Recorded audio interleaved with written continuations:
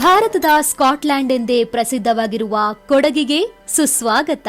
ಹಸಿರು ಕಣಿವೆಗಳು ಮತ್ತು ಕಾಫಿ ತೋಟಗಳ ನಡುವೆ ಕೊಡವ ಜನಾಂಗದವರ ನಂಬಿಕೆ ಮತ್ತು ಸಂಸ್ಕೃತಿಯ ನಾಭಿ ಕೇಂದ್ರವಾಗಿರುವ ಒಂದು ಪವಿತ್ರ ದೇವಾಲಯವಿದೆ. ಇದು ಕೇವಲ ಒಂದು ಪೂಜಾ ಸ್ಥಳವಲ್ಲ, ಇದು ಕೊಡಗಿನ ಸಾಮಾಜಿಕ ಮತ್ತು ಧಾರ್ಮಿಕ ಬದುಕಿನ ಹೃದಯ. ಇಂದು ನಾವು ಕೊಡವ ಜನಾಂಗದ ಆರಾಧ್ಯ ದೈವ ನೆಲೆಸಿರುವ ಪುಣ್ಯಕ್ಷೇತ್ರವನ್ನು ಅನ್ವೇಷಿಸಲಿದ್ದೇವೆ. ಅದುವೇ ಪಾಡಿ ಇಗ್ಗುತಪ್ಪ ದೇವಾಲಯ. ಈ ದೇವಾಲಯವನ್ನು ಹೊರಗಿನಿಂದ ನೋಡಿದಾಗ ಇದು ಕೇರಳದ ಶೈಲಿಯನ್ನು ಬಲವಾಗಿ ಹೋಲುವ ಸರಳವಾದ ಕೆಂಪು ಹೆಂಚಿನ ಮಾಡಿನ ಕಟ್ಟಡವಾಗಿ ಕಾಣುತ್ತದೆ. ಆದರೆ ಇದರ ವಾಸ್ತುಶಿಲ್ಪವು ಕೊಡಗು ಮತ್ತು ಕೇರಳದ ಪ್ರಾದೇಶಿಕ ಶೈಲಿಗಳ ವಿಶಿಷ್ಟ ಮಿಶ್ರಣವಾಗಿದೆ. ಮರದ ಕಂಬಗಳು, ಇಳಿಜಾರು ಚಾವಣಿಗಳು ಮತ್ತು ನಯವಾದ ಕಲ್ಲಿನ ನೆಲಹಾಸುಗಳು ಈ ದೇವಾಲಯವನ್ನು ಪ್ರಶಾಂತವಾಗಿ ಮತ್ತು ಪ್ರಕೃತಿಗೆ ಹತ್ತಿರವಾಗಿ ಕಾಣುವಂತೆ ಮಾಡ್ತವೆ. ದೇವಾಲಯದ ಒಳ ಮತ್ತು ಹೊರಗೋಡೆಗಳ ಮೇಲೆ ಕಂಡುಬರುವ ಸೂಕ್ಷ್ಮ ಕೆತ್ತನೆಗಳು ಮತ್ತು ಹಳೆಯ ವರ್ಣಚಿತ್ರಗಳು ಅದರ ಕಲಾತ್ಮಕ ಶ್ರೀಮಂತಿಕೆಯನ್ನ ಬಿಂಬಿಸುತ್ತವೆ. ಈ ದೇವಾಲಯದ ನಿರ್ಮಾಣ ಮತ್ತು ದೇವರ ಪ್ರತಿಷ್ಠಾಪನೆಯ ಕಥೆ ಬಹಳ ಪ್ರಾಚೀನ ಮತ್ತು ಪೂಜ್ಯನೀಯ. ಇದು ಪುರಾಣ ಮತ್ತು ಇತಿಹಾಸದ ಸಮ್ಮಿಲನವಾಗಿದೆ. ಪ್ರಾದೇಶಿಕ ಇತಿಹಾಸದ ಪ್ರಕಾರ ಈ ದೇವಾಲಯವನ್ನು 1800ರಲ್ಲಿ ಕೊಡಗಿನ ರಾಜ ದೊಡ್ಡವೀರ ರಾಜೇಂದ್ರ ಅವರು ನಿರ್ಮಿಸಿದ್ರು. ಇಗ್ಗುತಪ್ಪ ಎಂದರೆ ಸುಬ್ರಹ್ಮಣ್ಯ ದೇವರ ಕೊಡವ ರೂಪವಾಗಿದ್ದು, ಅವರ ಮೂಲ ದೇವರ ವಿಗ್ರಹವನ್ನು ಕೇರಳದ ಕೇರಳೇಶ್ವರದಿಂದ ತರಲಾಯಿತು ಎಂದು ಹೇಳಲಾಗ್ತದೆ. ದೇವಾಲಯದ ನಿರ್ಮಾಣಕ್ಕೆ ಮೊದಲು ಇಗ್ಗುತಪ್ಪ ದೇವರನ್ನು ತಂಡಿಕೊಂಡ ಎಂಬ ಪ್ರದೇಶದಲ್ಲಿ ಪೂಜಿಸಲಾಗ್ತಾ ಇತ್ತು. ಆನಂತರ ರಾಜ ದೊಡ್ಡವೀರ ರಾಜೇಂದ್ರರು ಅದನ್ನು ಇಲ್ಲಿ ಪುನರ್ ಪ್ರತಿಷ್ಠಾಪಿಸಿ ಭವ್ಯ ದೇವಾಲಯವನ್ನು ಕಟ್ಟಿಸಿದ್ರು. ಈ ದೇವಾಲಯದ ಮಹತ್ವವು ಕೇವಲ ಧಾರ್ಮಿಕ ಆಚರಣೆಗಳಿಗೆ ಸೀಮಿತವಾಗಿಲ್ಲ.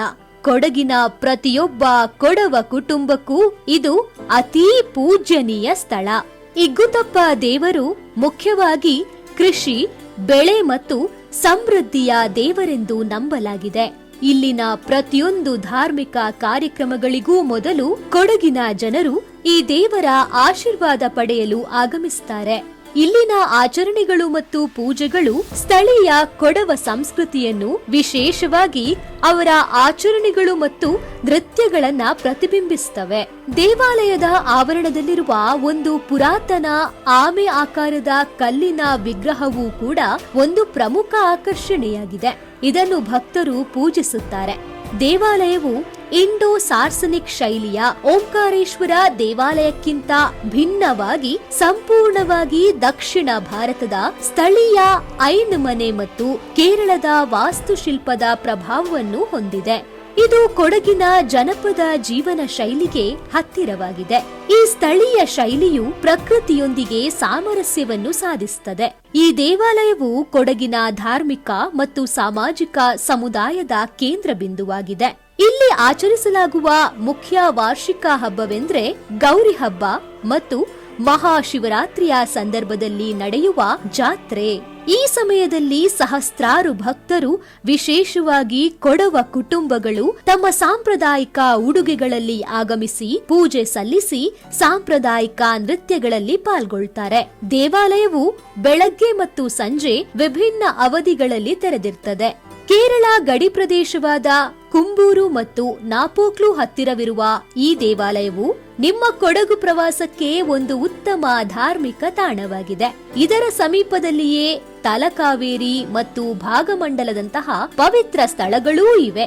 ಈ ದೇವಾಲಯವು ಕೊಡಗಿನಂತೆಯೇ ಇದೆ. ಹೊರಗಿನ ಸರಳತೆಯ ಹಿಂದೆ ಆಳವಾದ ಸಾಂಸ್ಕೃತಿಕ ಬೇರುಗಳು, ಪ್ರಕೃತಿ ಮತ್ತು ನಂಬಿಕೆಯ ಶ್ರೀಮಂತಿಕೆ ಅಡಗಿದೆ. ಕೊಡವ ಸಂಸ್ಕೃತಿಯ ಈ ಪವಿತ್ರ ಕೇಂದ್ರದ ಕತೆ ನಿಮಗೆ ಇಷ್ಟ ಆಯ್ತೆ? ನಿಮ್ಮ ಮೆಚ್ಚಿನ ಕೊಡಗು ದೇವಾಲಯ ಯಾವುದು?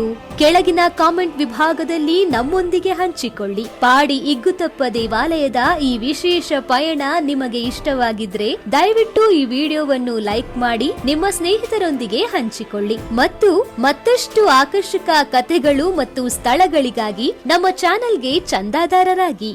ನಮಸ್ಕಾರ.